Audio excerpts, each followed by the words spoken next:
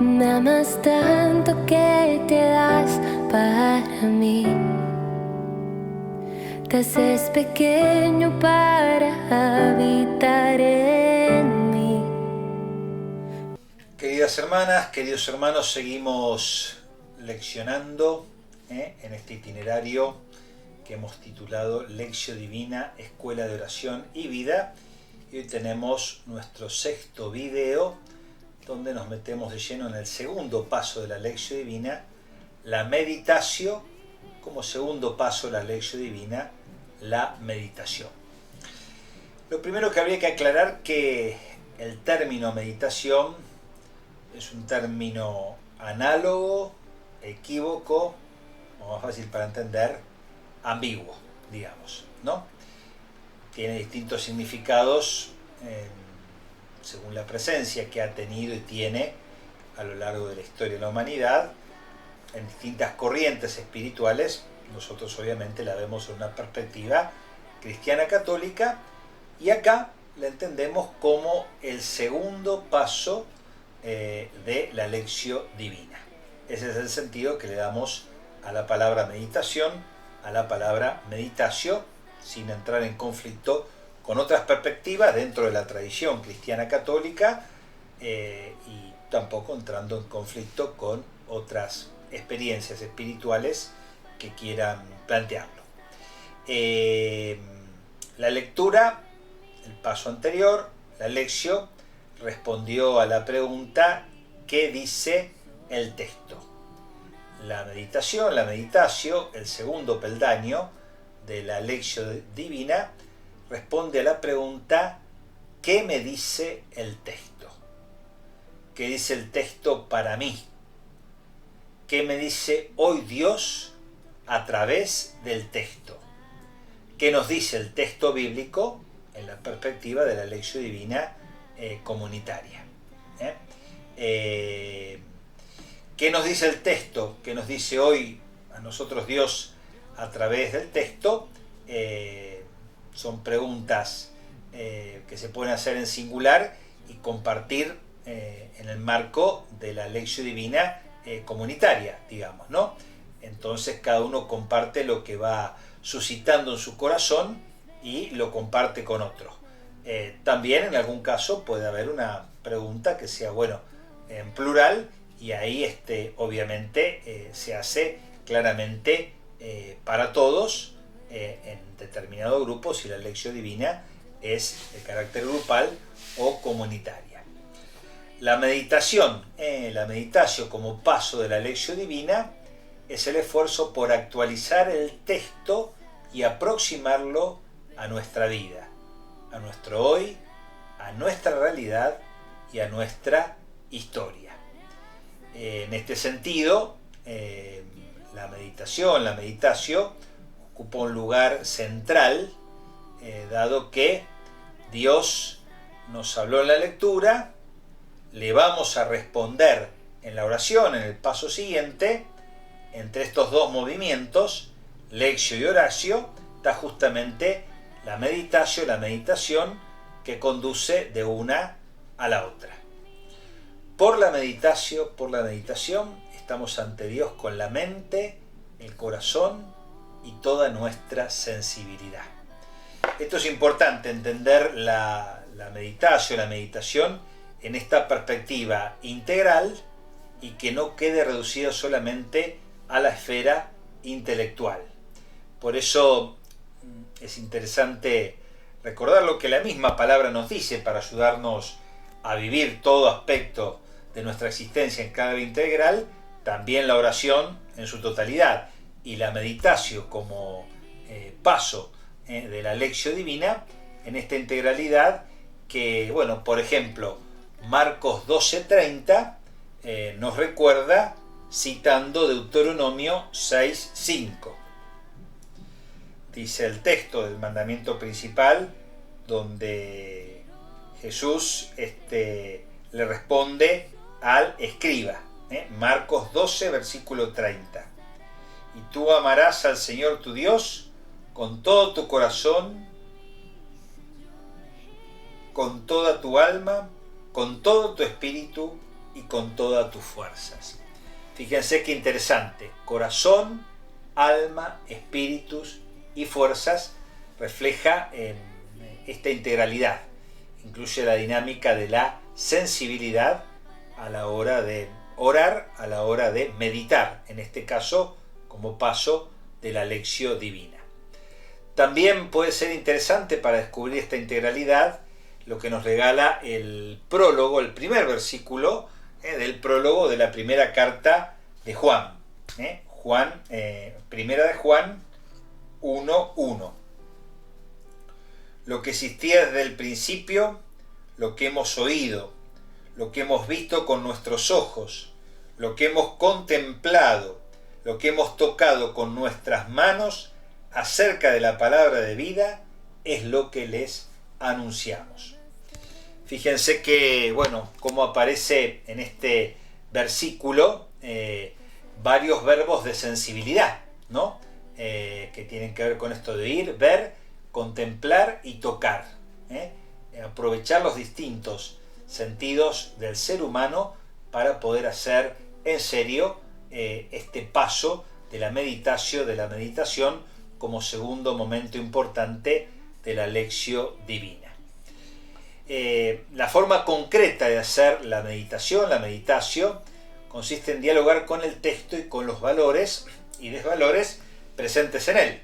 Los que contemplamos desde afuera, como un cuadro, como una imagen, como un mural, en el paso anterior, que fue el paso de la lección.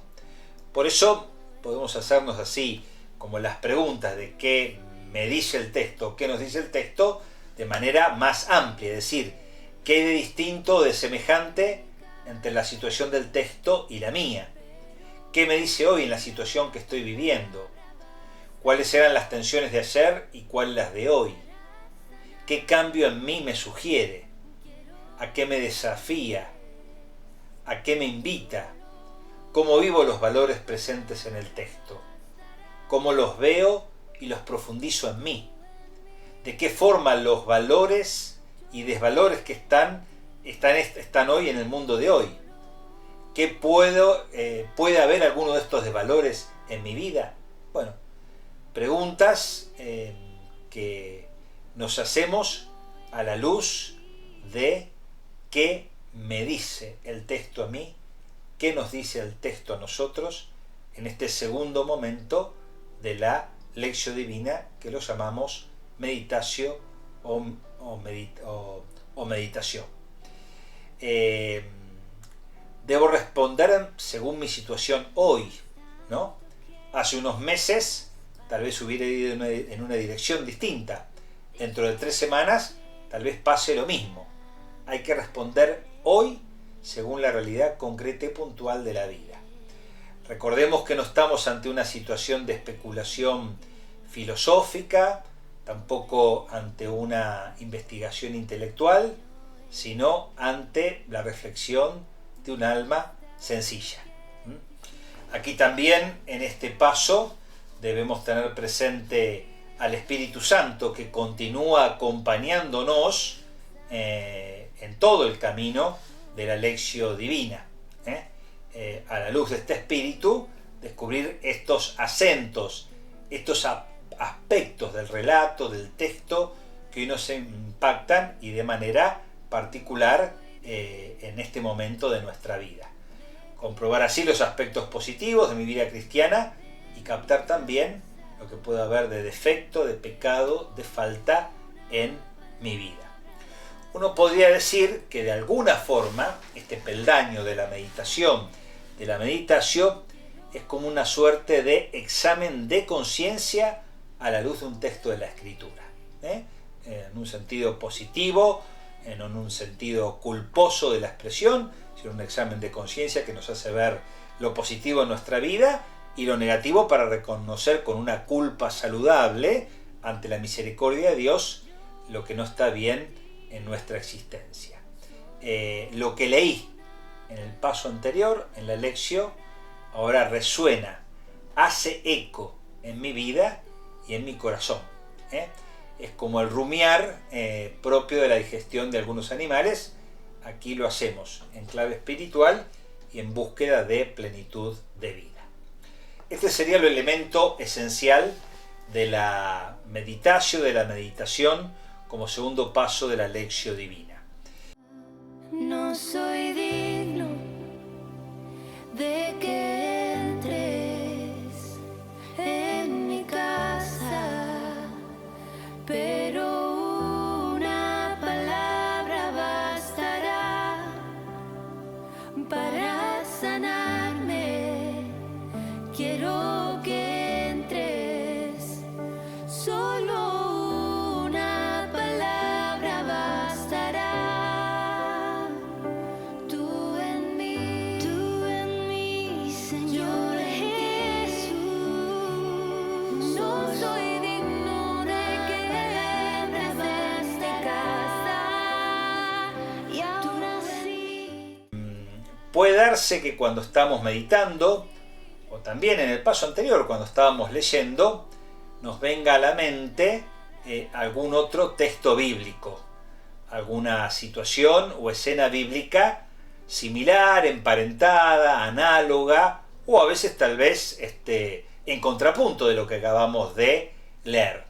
Ese texto que viene a la mente no lo tenemos que rechazar porque, lejos de complicarnos, lo que nos hace es que nuestra meditación se alargue, se extienda en un punto, y a esto el cardenal Martini lo llama la memoria bíblica.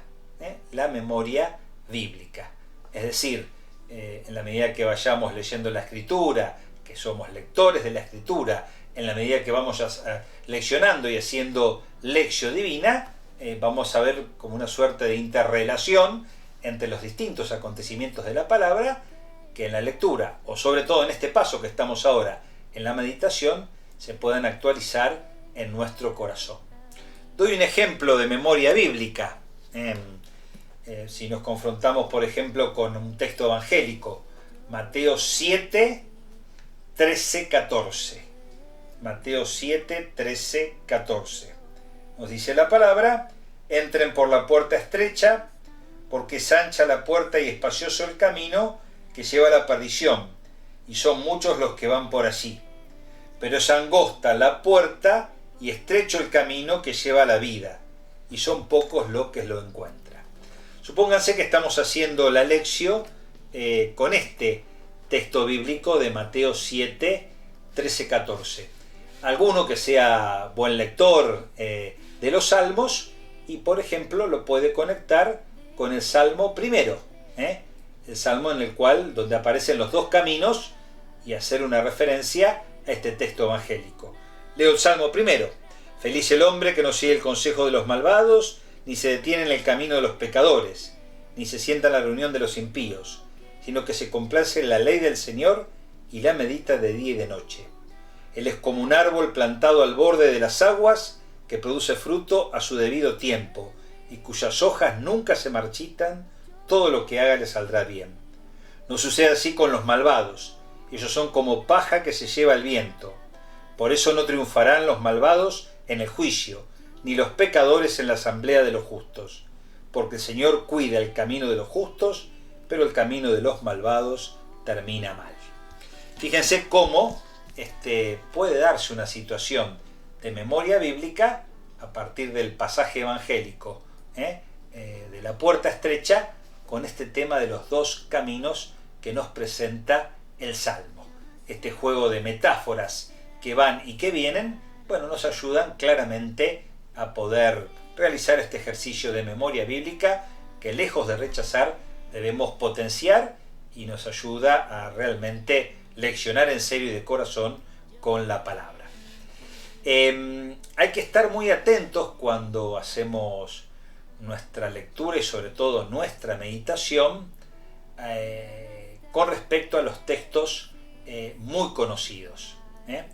Cuando hay textos muy conocidos o conocidos, las bienaventuranzas, la multiplicación de los panes, corremos el riesgo de hacer una lectura tal vez un poco rápida, una lectura, ya conozco el texto, ya lo tengo presente, el texto nos va a decir dos o tres cosas que ya suponíamos, Pero si no hacemos una lectura reposada, profunda y una meditación que nos haga apropiarnos del texto, no va a poder desarrollar todo el potencial salvífico que tiene el texto dentro de sí.